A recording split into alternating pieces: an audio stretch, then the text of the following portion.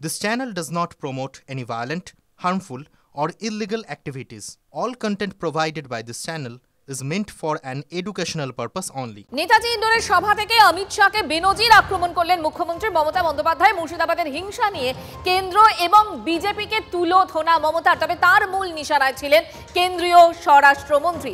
এমনকি স্বরাষ্ট্রমন্ত্রককে কালিদাস বলতেও ছাড়েননি আজ মমতা বন্দ্যোপাধ্যায়। তাৎপর্যপূর্ণভাবে স্বরাষ্ট্রমন্ত্রীকে কন্ট্রোল করার আর্জি জানালেন কার কাছে? প্রধানমন্ত্রীর কাছে।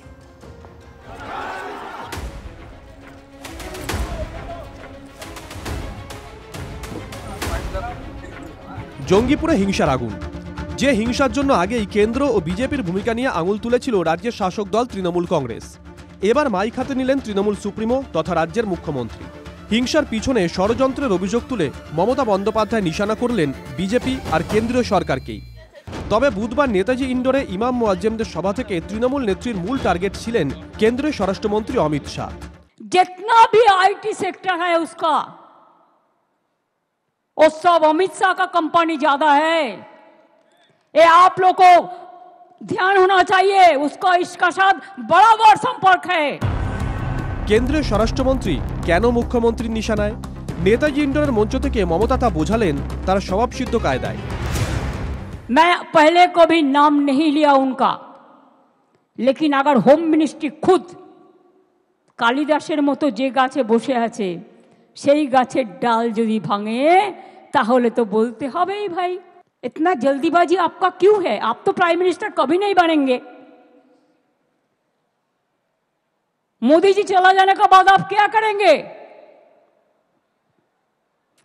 आपको तो আপনাকে তো হামাগুড়ি দিতে হবে। বিরোধীদের বাগে আনতে কেন্দ্রীয় এজেন্সির অপব্যবহার নিয়ে অনেকদিন ধরেই সরব তৃণমূল। কেন্দ্রের সেই এজেন্সি রাজের জন্য এদিন অমিত শাহকেই কাঠগড়ায় তোলেন মমতা বন্দ্যোপাধ্যায়। উল্টে মোদির কাছে শাহকে নিয়ন্ত্রণের আবেদন জানান বাংলার মুখ্যমন্ত্রী। সবচেয়ে দেশের ক্ষতি করেছেন আপনি। মোদিজিকে আমি রিকোয়েস্ট করব, দয়া করে লোকটাকে কন্ট্রোল করুন। সমস্ত এজেন্সিকে দিয়ে দিয়েছেন ওনার হাতে, আর উনি সমস্ত প্ল্যান তৈরি করছেন। মুর্শিদাবাদের হিংসা নিয়ে মমতা নীরব রয়েছে বলে অভিযোগ তুলেছিলেন বিজেপির আরেক পোস্টার বয় যোগী আদিত্যনাথ। নেতাজি ইন্ডোরের মঞ্চ থেকে সেই যোগীকেও এক হাত দেন মমতা বন্দ্যোপাধ্যায়। यूपीতে 69,000 टीचर चाकरी গেছে। जोगी बड़ो बड़ो बात कर रहा है, सबसे बड़ा भोगी है। महाकुंभ में कितना लोगों का मौत हुआ, कोई लिस्ट ऑफ पब्लिकली दिया? বিজেপির অন্য কোনো নেতা নন, মমতার মূল টার্গেট যে অমিত শাহ। বুধবারের সভায় তা বারবার বুঝিয়ে দিয়েছেন তৃণমূল নেত্রী। এমনকি অমিত শাহকে বিরুদ্ধে তুলে এনেছেন গুজরাটের প্রসঙ্গ। अमित शाह जी, आपको तो कोई पहचानता नहीं है, वो इसको ही पहचानता है जो गुजरात दांगा में देखा, वो लोग पहचानता है बहुत अच्छा से। वो आज भी हम लोग नहीं भूला। এরপর অনেক পরিবর্তন হবে দিল্লিতে, সেদিনটার জন্য অপেক্ষা করব। আবার নতুন সরকার হবে এবং নতুন সরকারে আশা করি হামাগুড়ি বাবু থাকবেন না। অমিত শাহের বিরুদ্ধে অভিযোগের পাহাড় সামনে আনছেন মুখ্যমন্ত্রী মমতা বন্দ্যোপাধ্যায়। সব থেকে তাৎপর্যপূর্ণ সেই অভিযোগ নিয়ে তিনি দরবার করছেন নরেন্দ্র মোদীর কাছে। প্রকাশ্য সভা থেকে আবেদন করছেন শাহকে কন্ট্রোল করার। বেনজির এই রাজনৈতিক সংলাপ নিঃসন্দেহে রাজনীতির অনেক সমীকরণেই উল্টে পাল্টে দিতে পারে। Bureau report, TV9 Bangla. Shah এবং শাহর মন্ত্রককে বারবার নিশানা করছেন মুখ্যমন্ত্রী। মুর্শিদাবাদের হিংসার জন্য কাঠগড়ায় তুলেছেন বিএসএফকেও। বাংলাদেশ থেকে লোক ঢুকেছে কিভাবে প্রশ্ন তুলেছেন তিনি। বিএসএফ টাকা দিয়ে ইট ছুড়িয়েছে এমন মারাত্মক অভিযোগও করেছেন আজ মমতা বন্দ্যোপাধ্যায়। কেন্দ্রীয় বাহিনীর বিরুদ্ধে এমন অভিযোগ শুনে বিষোদগার বিজেপি।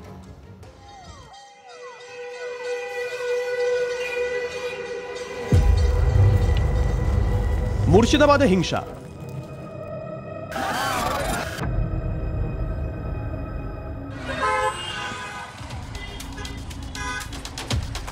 নেতাজি ইন্ডোরের সভা শুরুতেই নিজের দলকে ক্লিনচিট দিয়েছেন মুখ্যমন্ত্রী মমতা বন্দ্যোপাধ্যায়। তৃণমূল কংগ্রেস যদি করতো বিজেপির জেনে রাখা উচিত, তাহলে তৃণমূল কংগ্রেসের 3 জন এমএলএর বাড়ি আক্রান্ত হতো না, তৃণমূলের পার্টি অফিসও ভাঙা হতো না। আর কাঠগড়ায় তুলেছেন বিএসএফকে।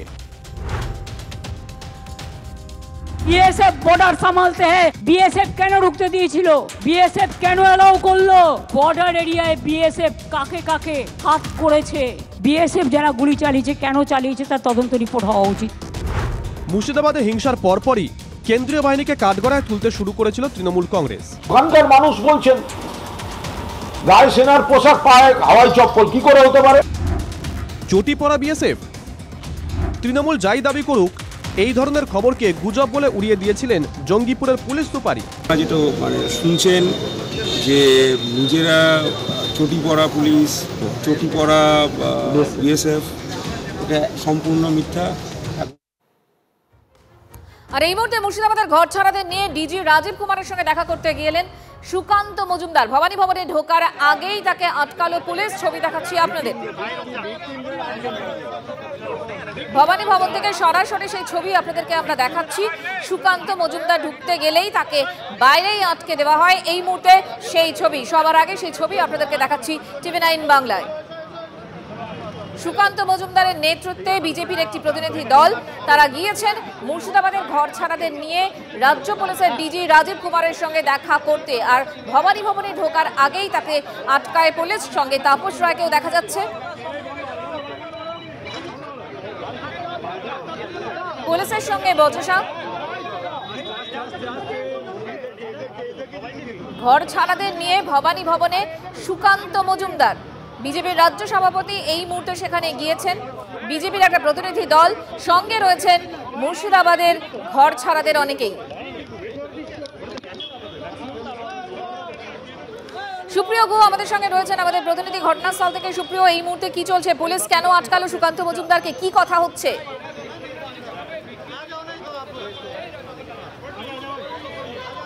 দেখো, এখানে যারা দায়িত্বপ্রাপ্ত পুলিশ আধিকারিকরা রয়েছেন তাদের তরফ থেকে যেটা জানানো হচ্ছে যে এইভাবে আগাম কোনো রকম অনুমতি না নিয়ে রাজ্য পুলিশের ডিজি তার সঙ্গে দেখা করা সম্ভব নয়। তবে ইতিমধ্যেই প্রথমটাই সেই বিষয়কে সামনে রেখে কিছুটা দায়িত্বপ্রাপ্ত পুলিশ আধিকারিকদের সঙ্গে উত্তপ্ত বাক্য বিনিময় হলেও আমরা দেখতে পাচ্ছি আলিপুর থানার পুলিশ যেমন রয়েছে, তার পাশাপাশি ভবানী ভবনের যারা নিরাপত্তা রক্ষীরা তারাও কিন্তু এখানে রয়েছেন।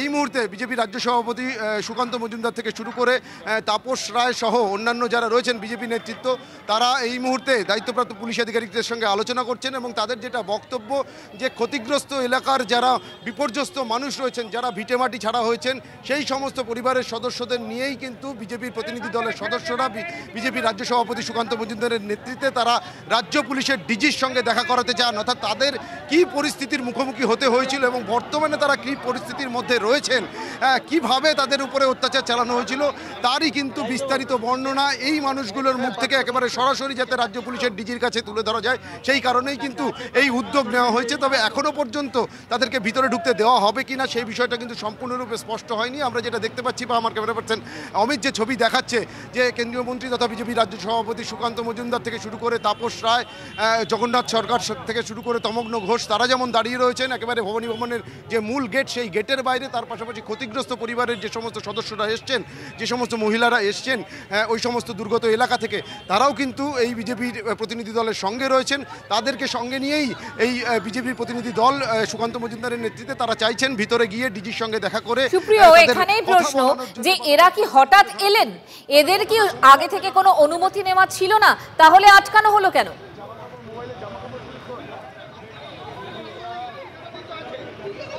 দেখো, কিছু সময় আগেই যখন বিজেপির রাজ্য সদর দপ্তরে সুকান্ত মজুমদার তিনি সাংবাদিক বৈঠক করেন, সেখান থেকেই কিন্তু তিনি ঘোষণা করেন যে এই ক্ষতিগ্রস্ত পরিবারের সদস্য তাদেরকে নিয়ে তিনি রাজ্য পুলিশের ডিজির অফিসে যাবেন এবং তারপরেই সেখান থেকে বেরিয়েই কিন্তু তিনি রওনা হয়েছেন।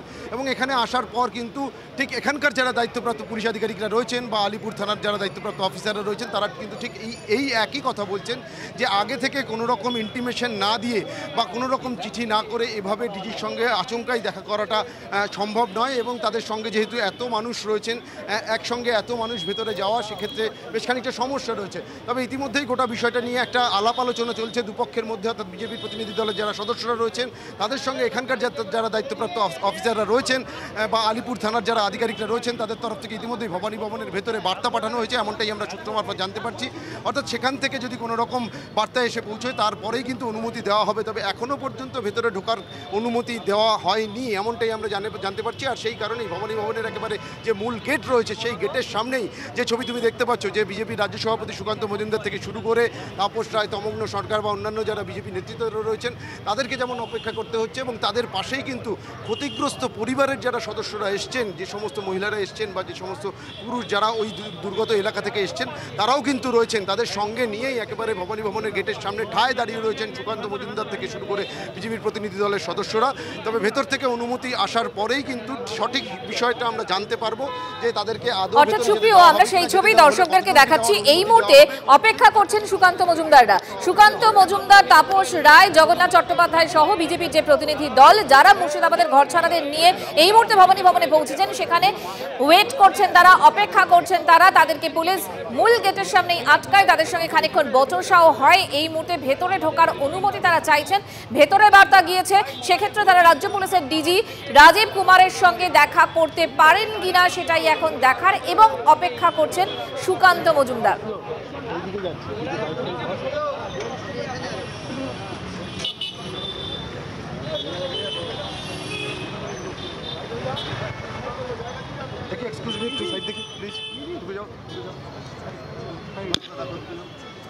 সুপ্রিয়, যেমনটা আপনাদেরকে জানাচ্ছিলেন যে সুকান্ত মজুমদার কিছুক্ষণ আগেই যখন সাংবাদিকদের মুখোমুখি হয়েছিলেন তখনই তিনি জানিয়েছিলেন যে তিনি রাজ্য পুলিশের ডিজির সঙ্গে দেখা করতে যাবেন ঘর ছাড়াদের নিয়ে। ঠিক কি জানিয়েছিলেন শোনাবো আপনাদের। পুলিশকে তো মানতে চায় না, তখন বিএসএফ এলো, দিয়ে একটু রক্ষা হলো আমাদের। না তো আমরা তো বাঁচতাম না, বিএসএফ লেগে বেঁচেছি। বিএসএফ কে তো এমনি এমনি করে ডাকছে বাগানে। আপনাদের আশপাশের লোকজন চেনা মুখ পরিচিত? হ্যাঁ, সব মুখার বানা ছিল, অর্ধেক লোক মুখার বানা ছিল, মানে মুখটা ঢাকা ছিল আর কি। বলছে বাংলাদেশ থেকে এসে পড়েছে, কি বলবেন? হ্যাঁ, বাংলাদেশ নয়, সুলিতালার ছিল, হিজলতালার ছিল, শামসাজগঞ্জের ছিল, আর পেছে করে এসে দিগরির লোক এসছে। মুখ্যমন্ত্রী বলছে বিএসএফ এসে বিএসএফ সেজে এসে করেছে। আজকে এনাদের মুখে শুনলেন যে বিএসএফ ছিল বলে এদের জীবন বেঁচেছে। আজকে মাননীয় মুখ্যমন্ত্রী বলেছেন বিএসএফ এর বিরুদ্ধে নাকি উনি তদন্ত করবেন। বিএসএফ নাকি পয়সা দিয়ে ঢিল মারিয়েছে। ভাবুন, যারা দেশের হয়ে বুকে গুলি খায়, মমতা বন্দ্যোপাধ্যায়ের পুলিশ কি করে এদের মুখেই ভালো শুনলেন, আমাকে বলার দরকার নেই। এবং সেই বিএসএফকে মুখ্যমন্ত্রী আজকে তাদের বিরুদ্ধে তদন্ত করবেন। সেই বিএসএফ গুলি চালিয়েছে বলে তাকে বাঁচানোর জন্য সেই বিএসএফ এর বিরুদ্ধে এফআইআর করবেন নাকি? আমি এই প্রশ্নটা করতে চাই যে এদেরকে বাঁচিয়েছে বলে কি বিএসএফ এর উপরে রাগ? আমাদের বেদগুনার লোককে একটাও বাঁচতে দিত না বিএসএফ না থাকলে। বিএসএফ কে তো আর ওই করছে, তারা করছে, তো বিএসএফ তো গুলি মারবে। বিএসএফ কে তো চাকু নিয়ে আছে আর বম নিয়ে আছে, তো বিএসএফ মারবে না গুলি? জান রক্ষা তো করবেই। ঘর ছাড়াদের বক্তব্য, পাশাপাশি সুকান্ত মজুমদারের বক্তব্য আপনাদেরকে শোনালাম। ভবানী ভবন থেকে এই মুহূর্তে সরাসরি ছবি দেখাচ্ছি আপনাদের। সুপ্রিয় সেখানে রয়েছে। সুপ্রিয়, কি চলছে? বার্তা এলো?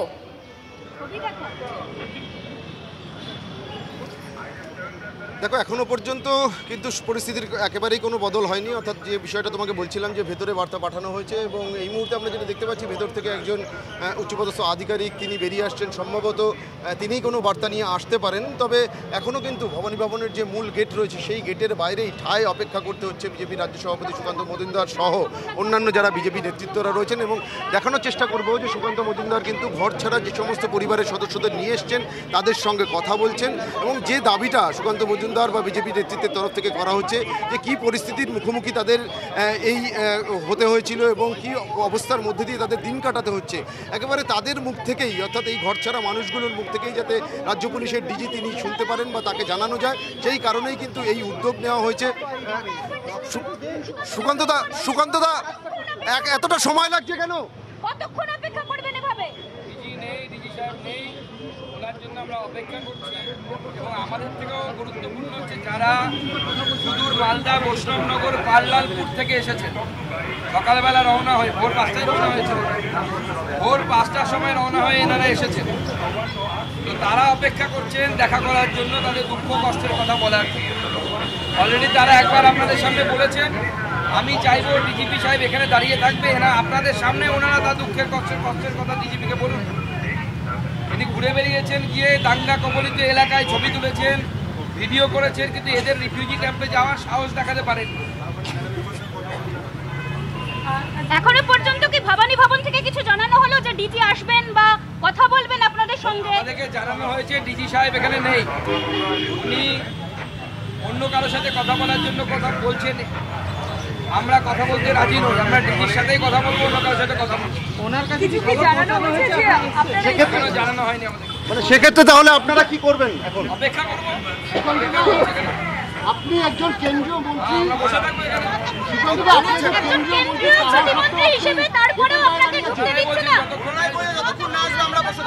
কি করবেন আপনারা, কি করবেন? এখানে যেটা অন্যায় করেছে সেটা বিচার করবো, তো জান ছাড়বো। দিদির সঙ্গে দেখা করে যাবেন না? দেখা করবেন? আজকে অন্যায় করেছে আমরা বলবো, তারপর আমরা বাড়ি যাবো। মঞ্জিরা, শুনতেই পাচ্ছ, একদিকে বিজেপি রাজ্য সভাপতি সুকান্ত মজুমদার তিনি যেমনটা দাবি করছেন যে যতক্ষণ না পর্যন্ত ডিজির সঙ্গে দেখা হচ্ছে ততক্ষণ তারা এখানে অপেক্ষা করবেন। তবে রাজ্য পুলিশের ডিজি অর্থাৎ রাজীব কুমার তিনি এই মুহূর্তে রাজ্য পুলিশের সদর সুকান্ত মজুমদার বললেন যে তারা অপেক্ষা করবেন, দরকার পড়লে ভবানী ভবনের মূল গেটের সামনে তারা বসে পড়বেন। ঘর ছাড়ারা যারা এসছেন তাদের কি বক্তব্য, তারা কি বলছেন? একদম একদম, তারাও আমার সামনেই রয়েছে, তাদের সঙ্গে কথা বলছি। একটু এগিয়ে আসুন, একটু এগিয়ে আসুন। আপনারা কি করবেন? এখন তো ডিজি নেই, তাহলে ডিজি আসুন, যতক্ষণ না ডিজি আসবে ততক্ষণ এখানেই বসে থাকবো, যতক্ষণ থাকবো না। এখন বসবো এখানে, লক করুন না, দেখা পর্যন্ত যাবো না।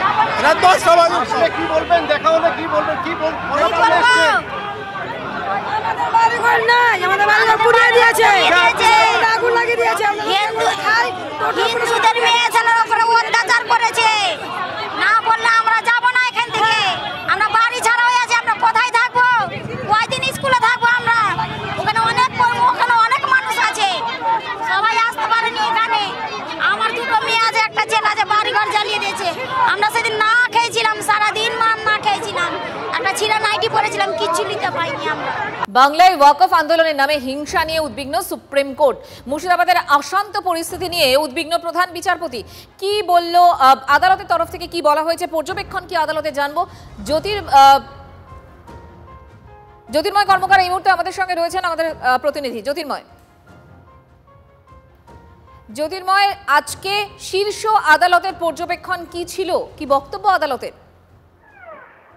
দেখো, আজকে মুর্শিদাবাদ বা পশ্চিমবঙ্গের কথা আলাদা করে উল্লেখ না করলেও যেভাবে ওয়াকফকে ঘিরে অশান্তির ঘটনা ঘটছে সেই ঘটনা নিয়ে উদ্বেগ প্রকাশ করেন প্রধান বিচারপতি সঞ্জীব খান্না। তিনি বলেন যে যেহেতু বিষয়টি এই মুহূর্তে সুপ্রিম কোর্টে বিচারাধীন রয়েছে, সেই সময় এই ধরনের ঘটনা কোনোভাবেই বাঞ্ছনীয় নয়। এবং ঠিক তারপরেই সলিসিটর জেনারেল তুষার মেহতা তিনি খুব তাৎপর্যপূর্ণভাবে মন্তব্য করেন যে এটা সিস্টেমের ওপর চাপ তৈরির চেষ্টা চলছে। অর্থাৎ ইতিমধ্যেই সুপ্রিম কোর্টে এ বিষয়ে একটি আলাদা পিটিশন ফাইল হয়েছে। মুর্শিদাবাদের ঘটনা নিয়ে যাতে সুপ্রিম কোর্ট হস্তক্ষেপ করে সে বিষয়ে আবেদন জানানো হয়েছে। আর ঠিক তার প্রেক্ষিতে কেন্দ্রীয় সরকারের কি মনোভাব তা সলিসিটর জেনারেল বুঝিয়ে দিয়েছেন এবং প্রধান বিচারপতির নজরে যে পুরো বিষয়টি রয়েছে তা কিন্তু ইতিমধ্যেই আজকের এই বক্তব্য থেকে স্পষ্ট হয়ে গেল। ধন্যবাদ জ্যোতির্ময়।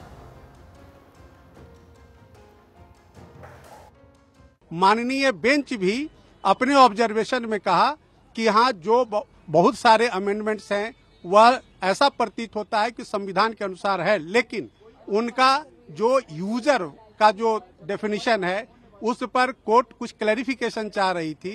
साथ ही साथ कोर्ट का कहना था कि जो काउंसिल के कॉन्स्टिट्यूशन में जो मेंबर्स हैं उसमें हिंदू मेंबर्स को लेकर के कोर्ट क्लैरिफिकेशन चाह रही है। इन दो मुद्दों पर कल सॉलिसिटर जनरल साहब से और जो हिंदू पक्ष के जो तमाम हम वकील हैं हम लोगों से उस पर असिस्टेंस मांगा है, क्लैरिफिकेशन मांगा है। अब कल जो है सारे मुद्दे की सुनवाई 2 बजे होगी। এদিকে মুর্শিদাবাদে বিএসএফ এর গুলিতে মৃত্যুর অভিযোগ, মুখ্যমন্ত্রীর বিএসএফ এর বিরুদ্ধেও তদন্তের নির্দেশ। মৃতদের পরিবারকে 10 লক্ষ টাকা করে সাহায্য ঘোষণা। যাদের বাড়িতে ভাঙচুর করা হয়েছে তাদের জন্য বাংলার বাড়ি ঘোষণা মুখ্যমন্ত্রীর। মিটিংয়ে আমি ঘোষণা করলাম যে 2-3 মারা গেছেন, 3টে পরিবারকে বিএসএফও গুলি চালিয়েছে, তার বিরুদ্ধেও অ্যাকশন হবে। আমি আমার চিফ সেক্রেটারিকে বলছি বিএসএফ যারা গুলি চালিয়েছে, কেন চালিয়েছে তার তদন্ত রিপোর্ট হওয়া উচিত। শীতলকুচিতেও গুলি চালিয়ে এরা 4 জনকে মেরেছিল। আমি বলবো যারা মারা গিয়েছে, আমি কোনো সম্প্রদায় হিসেবে দেখি না, মানুষ হিসেবে দেখি, তাদের প্রত্যেককে আমাদের সরকার 10 লাখ টাকা করে পরিবারকে সাহায্য করবে। যাদের বাড়ি ভেঙেছে তাদের সবাইকে বাংলার বাড়ি করে দেওয়া হবে এবং যাদের দোকান নষ্ট হয়েছে তাদেরটা এস্টিমেট করে সেটা চিফ সেক্রেটারি দায়িত্ব নিয়ে কাজটা করবেন।